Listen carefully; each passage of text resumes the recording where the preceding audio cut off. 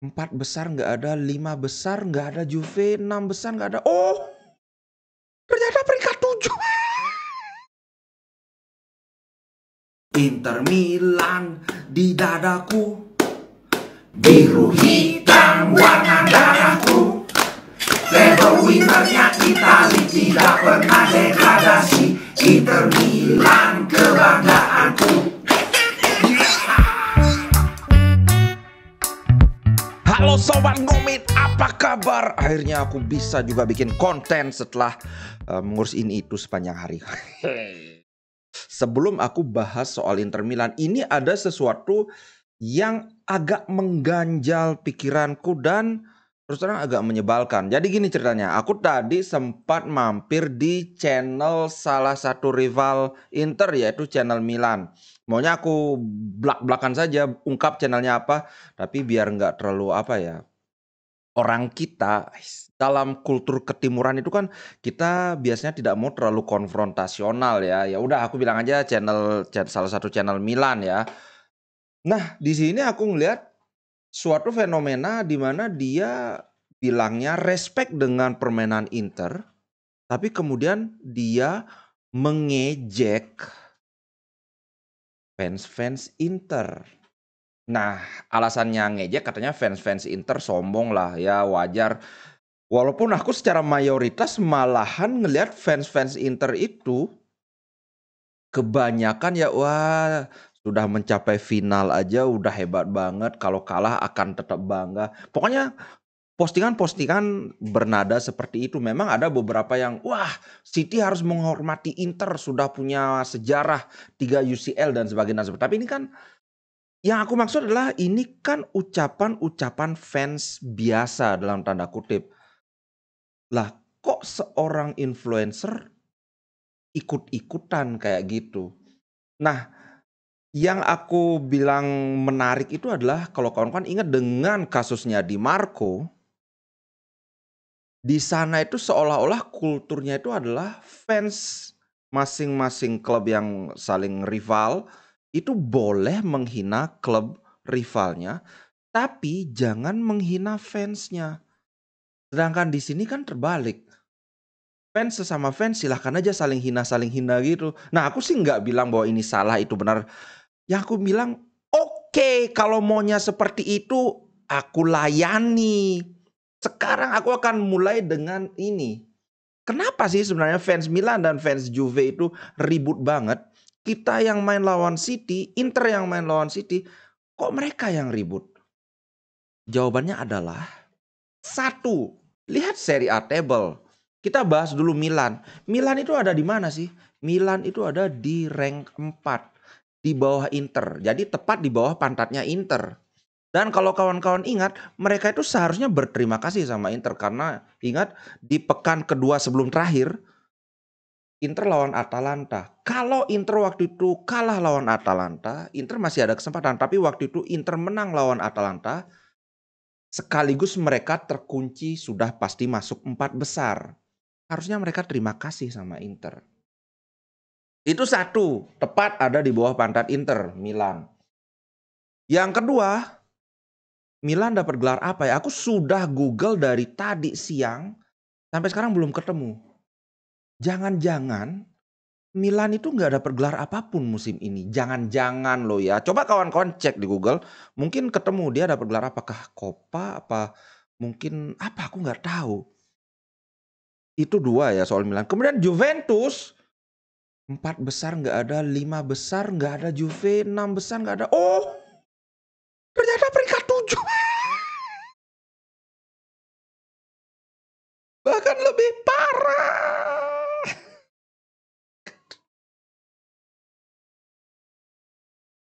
Pantes aja kalau kawan-kawan main-main ke fansbase Juve di Juventini Forever dan apa lagi itu. Mereka baper banget.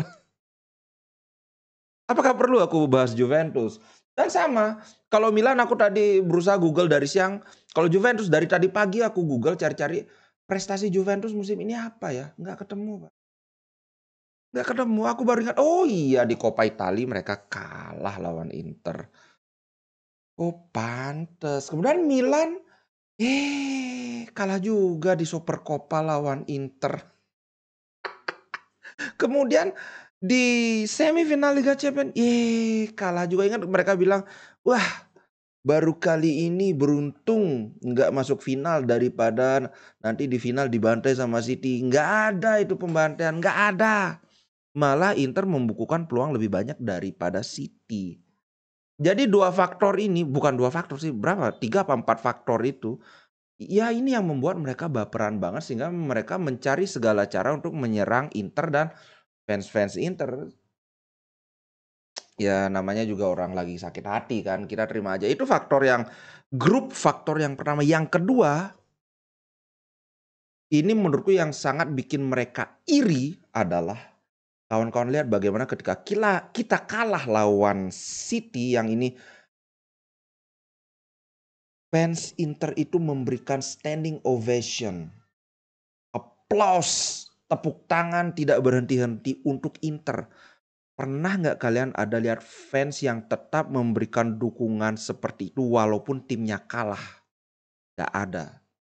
Sedangkan fans Milan, fans Juve, mereka dari dulu sudah, wah Allegri pecat aja. Footballnya slow banget, nggak enak ditonton. Kalau nggak enak ditonton tapi menang masih mending. Tapi ini udah nggak enak ditonton. Kalah juga, 0 gelar juga. Milan juga sama, apalagi mereka baru saja memecat Maldini. Sedangkan anak-anak Milan dari awal sudah bilang Pioli out, Pioli out. Walaupun mereka baru aja dikasih Scudetto sama Pioli. Dengan skuad acak-adut gitu, mana nggak ada rasa terima kasihnya sama sekali. Dan kalau kawan-kawan lihat bagaimana permainan Milan, dalam hal ini aku kan kawan-kawan pasti tahu aku sering banget tidak sependapat dengan yang namanya si Koci itu. Tapi Koci bilang Milan mainnya gerasa gerusuk gitu. Untuk hal ini aku setuju. Dan ini membuat mereka iri. Bahkan ketika Inter kalah pun fans Inter itu bisa membanggakan, wah Inter benar-benar berjuang, benar-benar berjibaku. Tapi Milan, kalau kalian lihat gimana mainnya Milan, apa yang mau dibanggakan dari permainan seperti itu? Nah inilah mereka walaupun kalah bisa bangga. Itu yang ada di pikiran mereka. Sehingga mereka sangat gencar menyerang Inter. Kalian pikir aku salah? Silahkan komen. Ayo kita lanjutkan debat di kolom komen, aku layani. Oke, itu aja. Seperti biasa kita bahas Inter Milan sekarang. Alright. Inzaghi dan Inter Milan sudah merencanakan akan bertemu di dalam minggu ini. Walaupun nggak bisa minggu ini, akan seminggu setelahnya lagi untuk membahas gimana perburuan trofi musim depan. Nah, kalau yang aku baca dari topik pembicaraan itu temanya akan berkutat sekitar Scudetto sebagai target utama. Kenapa? Nah, ini analisaku pribadi ya. Kalau Scudetto sebagai target utama itu memang diberitanya ada. Sekarang kita bahas kenapa kok Scudetto yang utama? Kan Liga Champions itu lebih gede duitnya.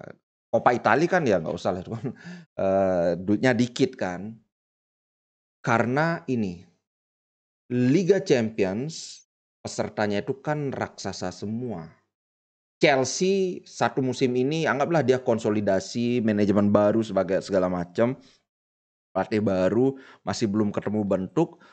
Musim depan kemungkinan mereka akan makin kuat. Kemudian MU juga begitu dan sebagainya dan sebagainya. Sedangkan di Serie A, di Serie A Juventus baru habis kena hukuman.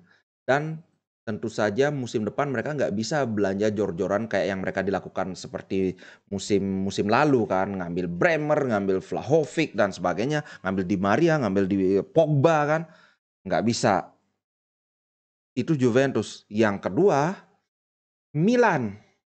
Milan apalagi? Pemain-pemain mereka semua kesal dengan manajemen.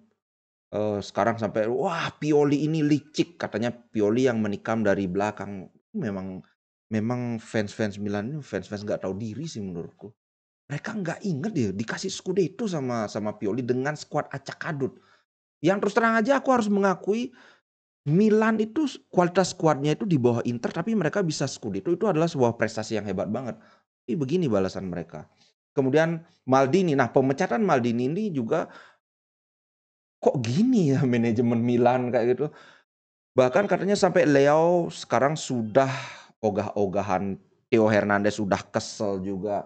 Siapa tahu Theo Hernandez pingin ke Inter. Siapa tahu, tapi enggak sih kayaknya. Soalnya ada Di Marco di kiri dan Di Marco ini anak kesayangan fans Inter. Kemudian intinya adalah banyak pemain Milan yang sangat tidak puas. Nah, pengejawantahan ketidakpuasan ini kemungkinan akan di lapangan prestasi Milan tidak terlalu bagus musim depan.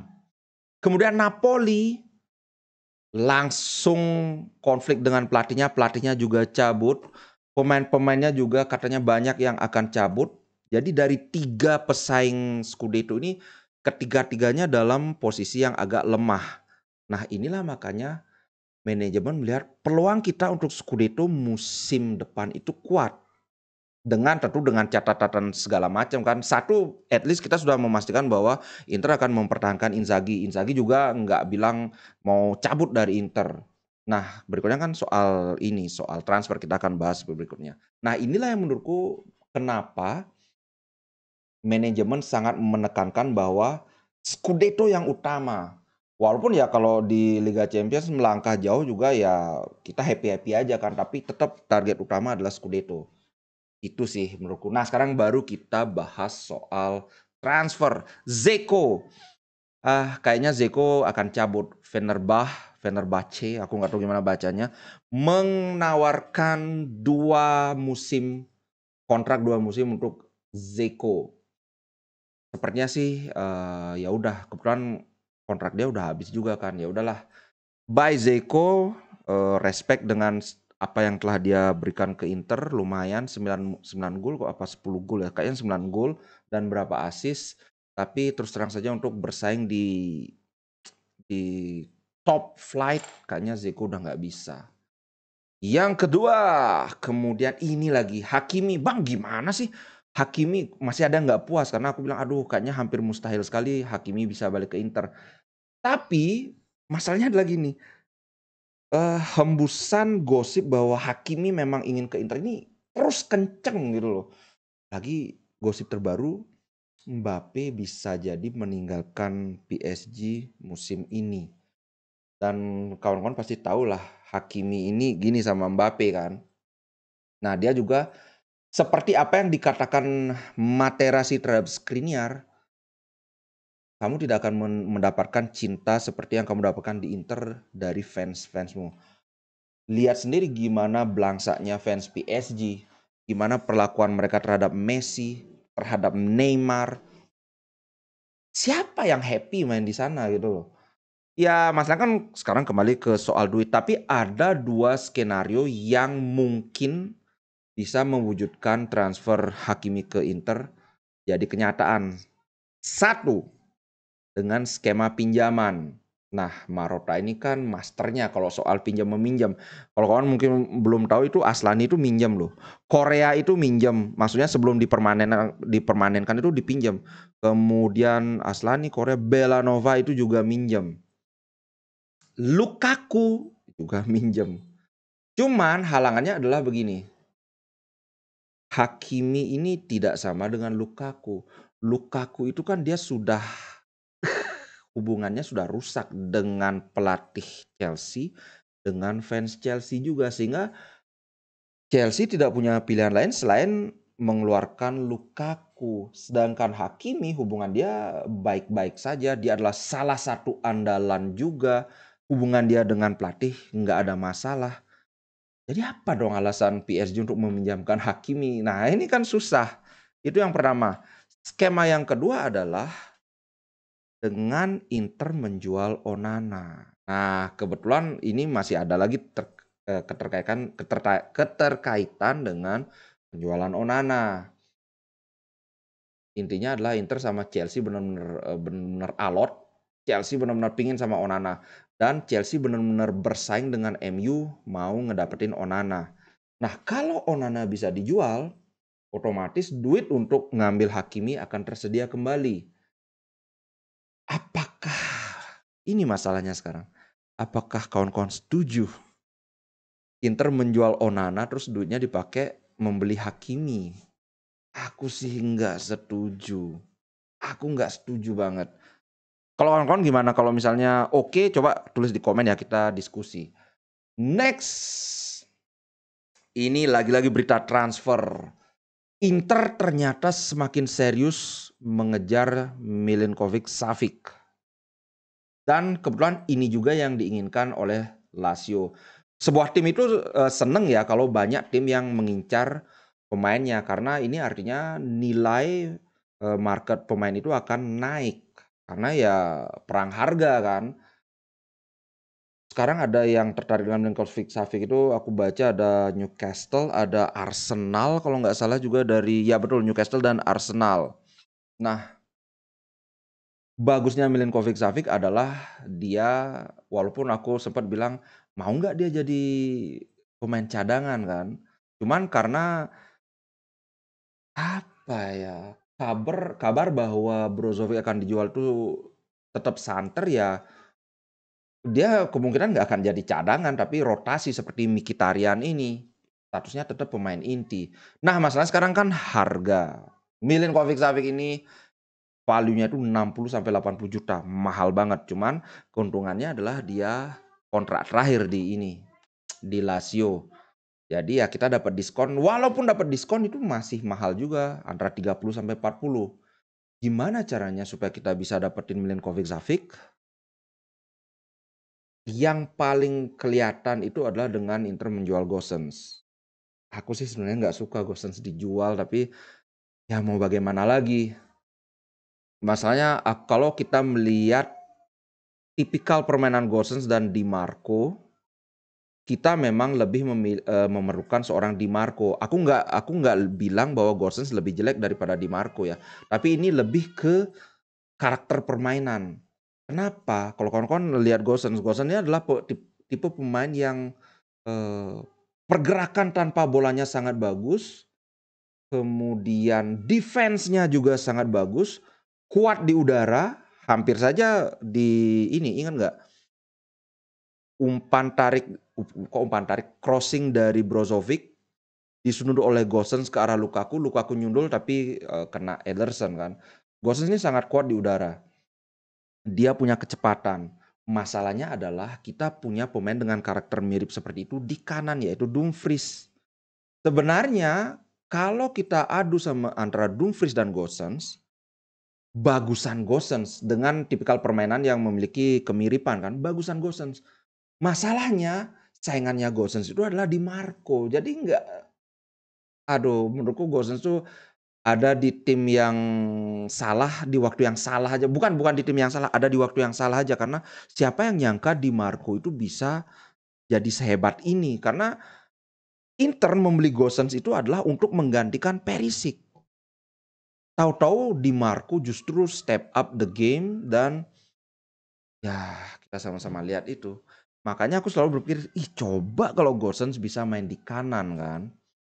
Nah, itu Gosens itu nggak pernah ngeluh dia tidak dimainkan, bahwa dia bilang wah Di Marco sekarang memang on fire banget, dia sangat layak, bahkan begitu, padahal ini kan ibaratnya rival kan. Makanya aku sayang banget kalau Gosens dijual. Tapi kalau demi Milinkovic Savic gimana? Kalau Gosens Inter buka harga dari 20 juta. Inter kan beli Gosens tuh 30-an. Ya rugi 10 juta menurutku masih masuk lah hitung-hitungannya, kan kita udah dapat pakai jasa dia 1,5 musim kan. Ini. Nah, kemudian ya memang karena kemahalannya si Milinkovic Savic itu Inter harus melepas pemain. Bukan hanya soal duitnya supaya ada untuk membeli dia, tapi juga slot gaji. Ini yang lebih penting. Emang mau si SMS ini digaji berapa? 3 juta. Kan nggak mungkin. Minimal antara 4 sampai 5 juta itu minimal.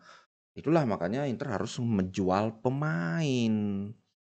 Kemudian di sisi lain, kalau misalnya Inter mau mencoba skenario adalah tukar tambah, jadi SMS ini ditukar tambah dengan Gosens, ini agak sulit karena kalau Gosens pindah dari Inter, kemungkinan dia akan memilih untuk pulang kampung ke Jerman.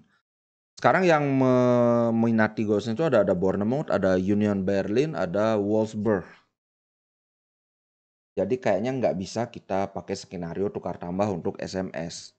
Tapi ya sama aja sih kayaknya, kalau Gosens ke Jerman kan kita dapat duitnya hasil penjualan ini tambahin lagi dari kantongnya Zhang. Ya udah ambil SMS itu. Kita lihat aja karena seperti yang aku bilang, manajemen pun menyadari bahwa kita kan memang punya pemain tengah yang sangat bagus. Hakan, Barella, Brozovic. Masalahnya adalah mereka ini tidak punya saingan. Miki emang ada, tapi ini tidak cukup untuk menantang Barella dan Hakan di posisi lini tengah. Dan persaingan itu menurutku bagus karena orang kalau ingin mempertahankan posisinya dia harus terus-terusan menunjukkan kualitas yang oke.